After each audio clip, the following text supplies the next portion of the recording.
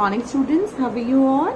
So today we are going to proceed with the next worksheet, that is worksheet number 2 और ये worksheet है हमारी word problems की। अब जैसे ही वर्ड प्रॉब्लम्स का नाम आता है बहुत सारे बच्चों को कंफ्यूजन्स और बहुत सारे बच्चों को प्रॉब्लम्स क्रिएट हो जाती हैं। सो इसका बहुत ही इजी तरीका जो मैंने क्लास 4 में बताया और मैं क्लास 5 में आपके लिए दोबारा रिपीट कर रही हूँ, वो ये है कि स्टेटमेंट लिखने का तरीका। सबसे पहले आप वर्ड प्रॉब्लम को पढ़ेंगे, अच्छे से रीड करेंगे, समझने की कोशिश करेंगे और उसके बाद आप सोचेंगे कि अब इस क्वेश्चन में कौन सा ऑपरेशन लगेगा, कौन सा प्लस लगेगा, माइनस लगेगा, मल्टीप्लाई लगेगा या डिवाइड करना है इस क्वेश्चन में। और तीसरा इंपॉर्टेंट इशू आता है कि आपको वर्ड प्रॉब्लम लिखने में बहुत प्रॉब्लम आता है। तो मैंने आपको 4th में भी बताया और मैं आपको 5th में भी बता रही हूँ कि आपकी वर्ड प्रॉब्लम शुरू होती है या तो नंबर से या कॉस्ट और मनी से।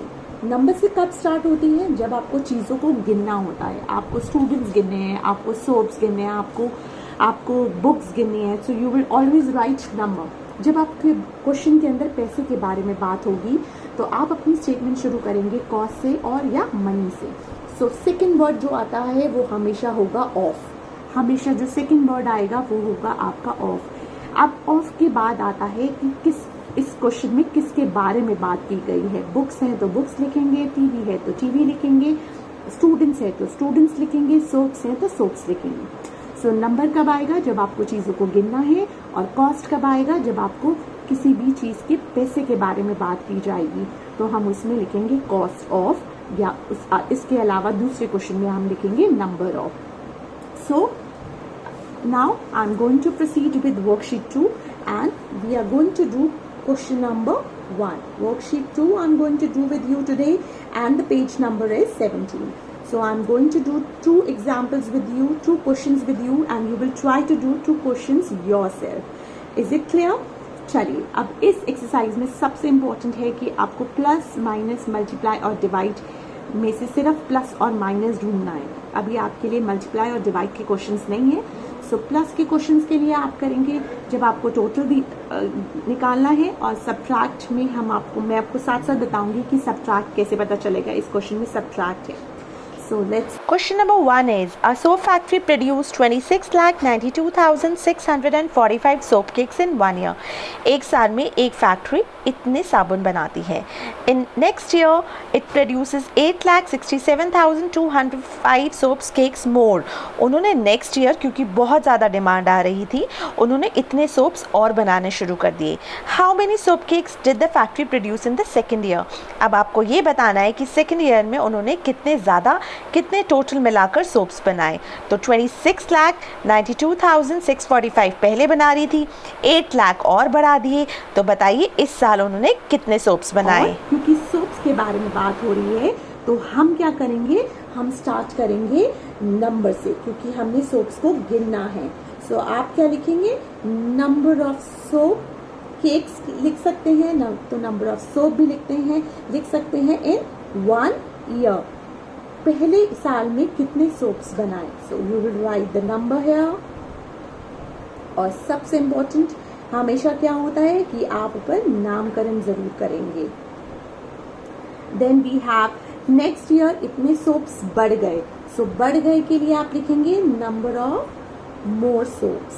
सो मोर सोप्स बनाने पड़े उसे, बिकॉज उसकी जो डिमांड थी वो बहुत बढ़ गई थी। So you will right this number here. Now what the question is saying, that you have to tell how many soaps were produced in second year. So what is the third statement? Number को आप NO dot भी लिख सकते हैं, number of soaps in second year. So you have to, अब आपको निकालना है कि टोटल मिलाकर कितने सोप्स बढ़ गए जो सेकेंड ईयर में प्रोड्यूस हुए और कितने total number of soaps produce किए। So you will add them like this. Now the next important thing is you will write the answer like this.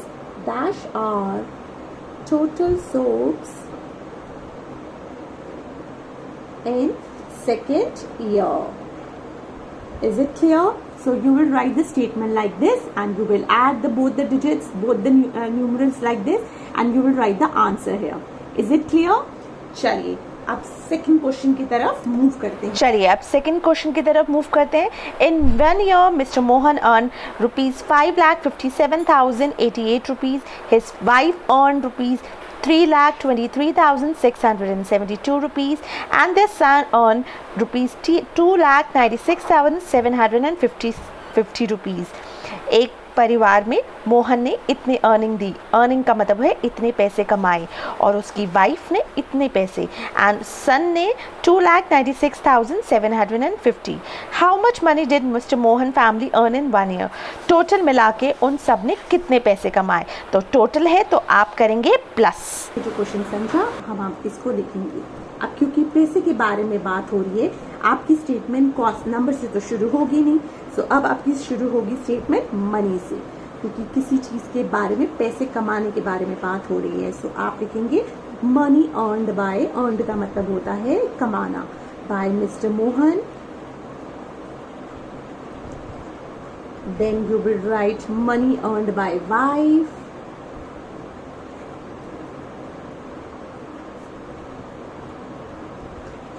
and then you write money earned by son. So money earned by, और आपको क्या निकालना है? आपको निकालना है कि उनकी टोटल अर्निंग्स क्या है। सो आप यहाँ लिखेंगे टोटल अर्निंग्स, और आप इन सारे नंबर्स को क्या कर देंगे?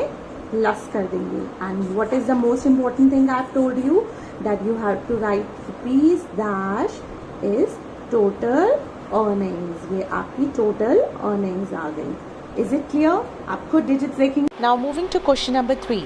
In an examination conducted by educational organization, 15,83,693 candidates appeared. इतने बच्चे एग्ज़ाम देने के लिए गए वहाँ पर। Now out of these 7,49,865 passed. इतने बच्चे पास हो गए। How many candidates failed in an examination? कितने कैंडिडेट्स फेल हुए? तो टोटल स्टूडेंट्स दे रखे हैं आपको, और उसमें दे रखा है कि कितने बच्चे पास हो गए, आपको बताना है कितने बच्चे फेल हो गए। तो एग्जाम्पल ये है कि 10 स्टूडेंट्स ने पेपर दिया और 6 पास हो गए। बताइए फेल कितने हुए? 4। सो आपने 10 में से 6 को क्या किया? Minus. Same in this question. Now the answer is that, क्योंकि कैंडिडेट्स के बारे में बात हो रही है, तो आपकी स्टेटमेंट शुरू होगी नंबर ऑफ कैंडिडेट्स, कितने बच्चे उस एग्जाम्स के लिए अपीयर हुए। So total number of students लिखेंगे। अब नंबर ऑफ कैंडिडेट्स पास्ड, कितने कैंडिडेट्स पास हो गए? Candidates passed. सो आप पास्ट के नंबर्स लिखेंगे बुक में से देखकर। Then you will have to find number of candidates failed, कितने बच्चे फेल हो गए। सो आप फेल कैंडिडेट्स लिखेंगे। सो फेल के लिए अब आप बताइए क्या करना पड़ेगा।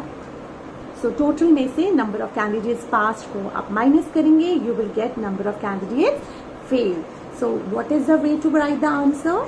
You will write the answer like this, dash are candidates who fails. Is it clear? चलिए क्वेश्चन नंबर 4 आप खुद करने की कोशिश करेंगे। And now I am moving to question number 5, that is E part. करते हैं लास्ट क्वेश्चन के साथ। Find the sum of the greatest 8 digit number, 7 digit and 6 digit number. सबसे पहले आप याद कीजिए कि ग्रेटेस्ट नंबर में आते क्या हैं। क्या 9 आएंगे या 0 आएंगे? ग्रेटेस्ट है तो 9 आएंगे। सो ग्रेटेस्ट 8 डिजिट में आप 9 को कितनी बार लिखेंगे? 8 बार। और 7 डिजिट में 7 बार लिखेंगे 9 को, और 6 डिजिट में 6 बार। और इन तीनों को आपने क्या करना है? You have to add them. You will first write greatest 8 digit number, then you will write greatest 7 digit number, then you will write greatest 6 digit number. Now what you have to do, you have to find the sum. Sum का मतलब होता है you have to add them. अब greatest number में क्या आता है? अब आप सोचेंगे, बताइए ग्रेटेस्ट में 1 आता है या 0 आता है, 9 आता है या 0 आता है? So I am going to start with 9 because greatest में हमेशा 9 आते हैं। सो कितने 9 लिखने हैं? You have to write How many 9s? You will write 8. Then how many 9s you will write? You will write 7. Then how many? You will write 6. And you will add them. Is it clear? अब आपको copy में क्या करना है? You have to do worksheet number 2. Question number 1. You have to do A, B, C, D and E part. आज आपका काम है कि आप A, B, C और D और E part करेंगे in copy. Is it clear? Thank you so much. Goodbye.